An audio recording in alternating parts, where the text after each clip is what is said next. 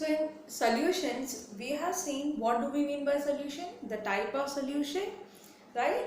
Now concentration term to express the solution, solubility, the factor that affects solubility, and vapor pressure, where we have discussed Raoult's.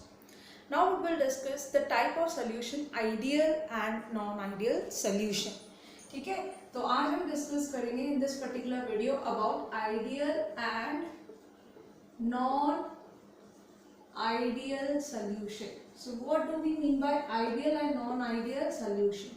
So before dealing with non-ideal, first we will see what are ideal solution.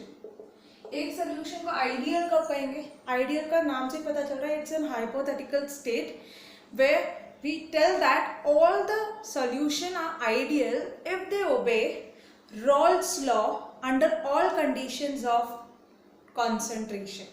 Her condition of concentration, कोई भी concentration हो solution का, वो हर वक्त कौन सा law ओबे करते हैं? Rawls law. So a solution which obeys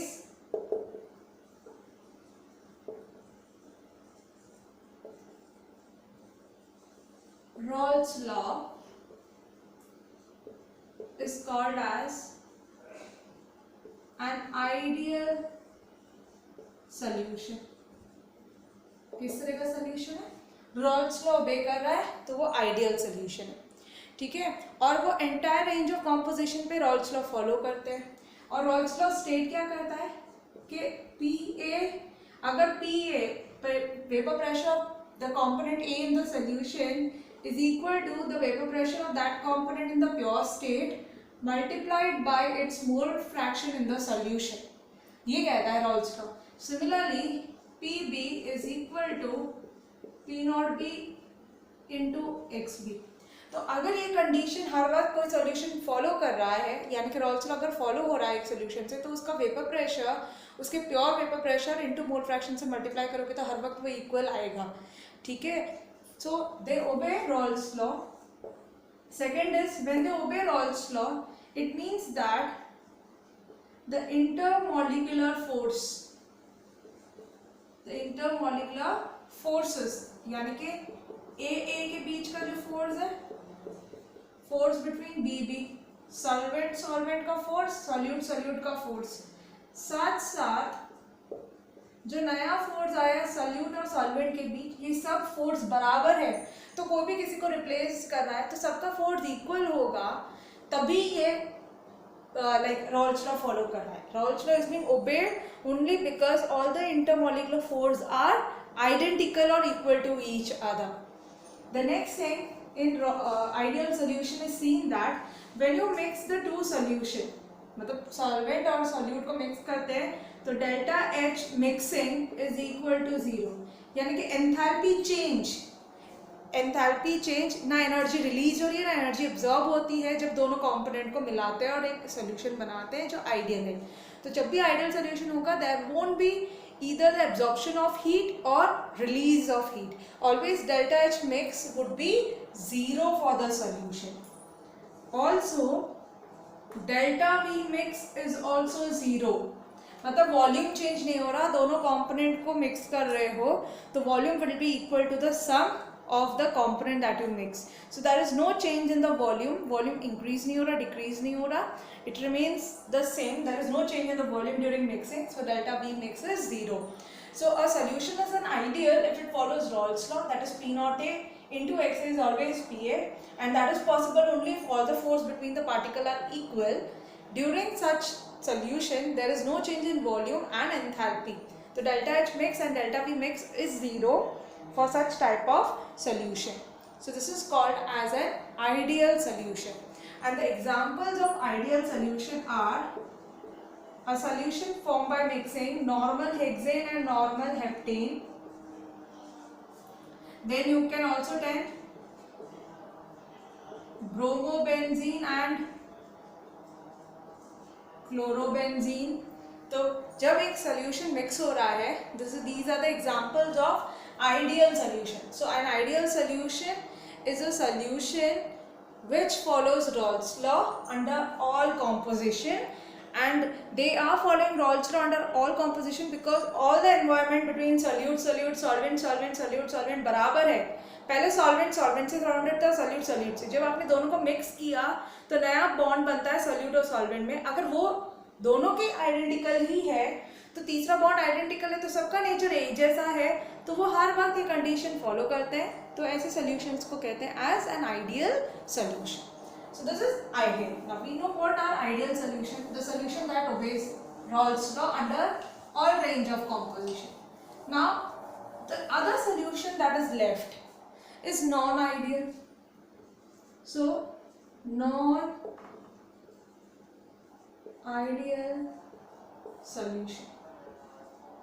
So it's a solution which does not obey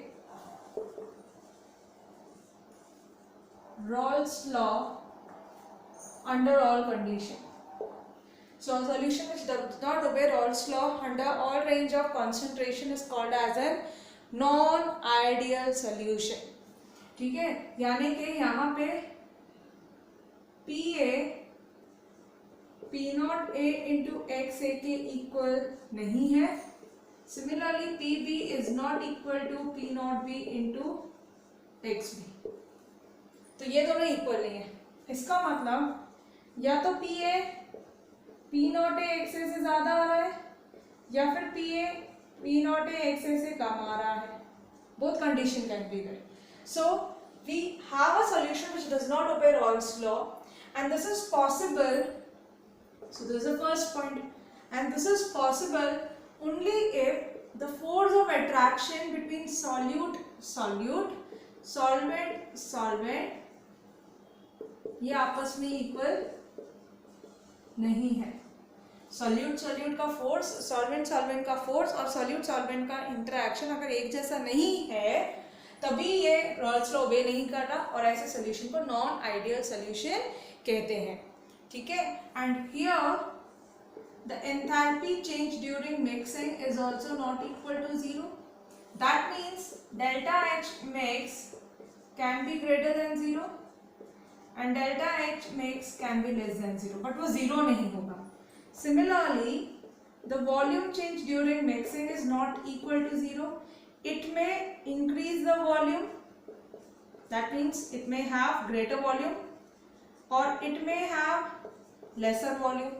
तो वॉल्यूम पहले से बढ़ सकता है, पहले से कम हो सकता है, या बट वो 0 नहीं होगा, मतलब पहले के बराबर नहीं आएगा.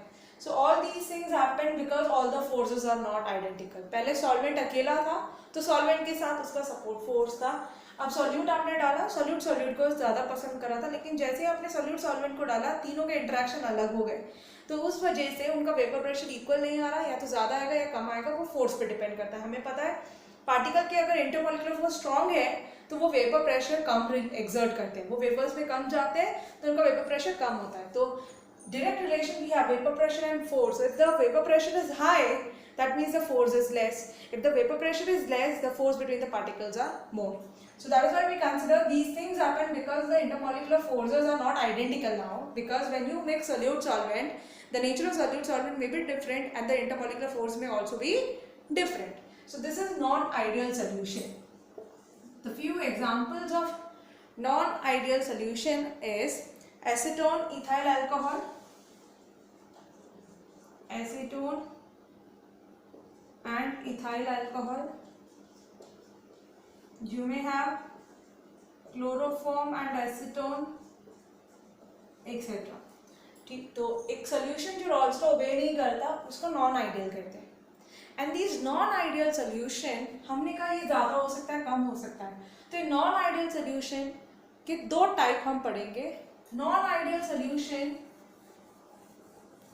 जो रॉल्स लॉ फॉलो नहीं करते, अब इसके दो तरह से डेविएशंस हो सकते हैं. We may have non ideal solution showing positive deviation और negative deviation. So now we will discuss non ideal solution having positive deviation. नाम में पॉजिटिव साइड में डेविएशन हो रहा है, डिविएशन पॉजिटिव साइड है. So non-ideal solution exhibits positive deviation from Raoult's law. So in this particular case, PA is greater than P naught A into X fixed है कि positive deviation है, यानी कि वेपर प्रेशर जो pure component का vapour pressure mole fraction के vapour pressure के multiplication से आ रहा था उससे ज़्यादा होगा। Also the force, vapour pressure ज़्यादा आ रहा है, क्यों? क्योंकि सॉल्यूट का फोर्स जो है, वो जो नया फोर्स बन रहा है वो कौन सा बन रहा है? सॉल्यूट और सॉल्वेंट के बीच। तो जो नया फोर्स बन रहा है is less.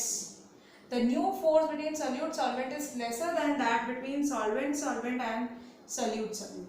तो solute-solvent का फोर्स ज़्यादा है solute-solvent से, फोर्स ज़्यादा इनका है, इसका नया solute-solvent का फोर्स कम है जो सोल्यूशन में बन रहा है, फोर्स कम होने की वजह से वेपर प्रेशर क्या है? ज़्यादा। So the new force of attraction between solute and solvent is weaker. That is why vapor pressure is more and it has positive deviation. Also enthalpy change, जब आप दो सॉल्यूशन को मिक्स करोगे, solute solvent को mix करोगे और solution बनाओगे, तो ये देखा गया है that the heat change would be positive. That means it will absorb heat and it is an endothermic process. So when you have a non-ideal solution with positive deviation, you mix a component, energy would be absorbed during mixing. That means delta H mix is greater than 0. ठीक है? Similarly, when you mix the two component, the volume change would be positive. That means दो component को जब mix कर रहे हो तो change in the volume, यानी कि सॉल्यूशन का वॉल्यूम 0 से ज़्यादा होगा। सॉल्यूट सॉल्वेंट का अलग अलग वॉल्यूम नोट किया, सॉल्यूशन में डाला तो वॉल्यूम नोट किया, जो सॉल्यूशन का फाइनल वॉल्यूम हुआ। तो जो सॉल्यूशन का वॉल्यूम है वो ज़्यादा निकलेगा सॉल्यूट सॉल्वेंट से। क्यों? क्योंकि अब सॉल्यूट सॉल्वेंट एक दूसरे को लाइक नहीं करते, तो वो दूसरे के क्लोज नहीं आ रहे, उनका फोर्स वीक है, तो दूर दूर जा रहा है, तो वॉल्यूम ज़्यादा ऑक्यूपाई करते हैं, and that is delta V mix is greater than 0. And the common example with positive deviations are acetone and ethyl alcohol. Acetone and ethyl alcohol, यहाँ पे पार्टिकल के बीच कौन सा फोर्स था? Dipole force. एसीटोन में पोलर कैरेक्टर आएगा, it will have dipole. और इथेनॉल के अंदर कौन सा फोर्स है? H bond. और जैसे आप इन दोनों को मिक्स कर देते हो तो इनके जो फोर्सेस है वो वीक हो जाते हैं ना, H बॉन्ड स्ट्रॉन्ग बन रहा है ना, वो डाइपोल इंटरेक्शन ज्यादा स्ट्रॉन्ग हो रहे हैं। So what will happen? It will have less force and more vapour pressure and the solution will have positive deviation. So when the force between solute-solvent are less than that of solvent-solvent and solute-solute, you will have positive deviation. Now, non-ideal solution exhibiting negative deviation. So the second is non-ideal solution exhibiting negative deviation. Now in this particular case, it won't occur also, and the vapor pressure would be less than P naught A into XA. Also, why is it so? Because the solute-solvent force is very much greater than solvent-solvent and solute-solute. Solute-solute और solvent-solvent से ये force बहुत ज़्यादा है, इसीलिए force ज़्यादा होने की वजह से प्रेशर क्या हो जाएगा? कम. Next point is, and during such mixing of two components, क्योंकि फोर्स ज़्यादा है तो delta H mix will be negative, or you can tell delta H mix enthalpy change will be less than 0. That means it's an exothermic process of enthalpy change. So when you mix two components to get a non-ideal solution with negative deviation, it will release energy, that is an exothermic process. And such change of volume, you will notice that कि जो solution का volume है वो solute और solvent के volume को जब sum करोगे उससे कम आ रहा है. That is during mixing the two components, the volume will be less than 0. The volume change is less than 0. And the example are acetone and chloroform. Acetone and chloroform. Chloroform में dipole dipole force है, यहाँ पे भी dipole dipole force है, but जो नया dipole dipole force बन रहा है वो बहुत ज़्यादा स्ट्रॉन्ग होगा between acetone and chloroform. As a result it has negative deviation. So this is about positive and negative deviation. Now we shall see this by a graph. Rolle's law का graph हमने पढ़ रखा है. अब जो solution Rawls law follow नहीं करते, ठीक है, वो नॉन आइडियल सोल्यूशन होते हैं. तो पहले आइडियल बता देते हैं क्या. You have an ideal solution. Ideal I make at the centre.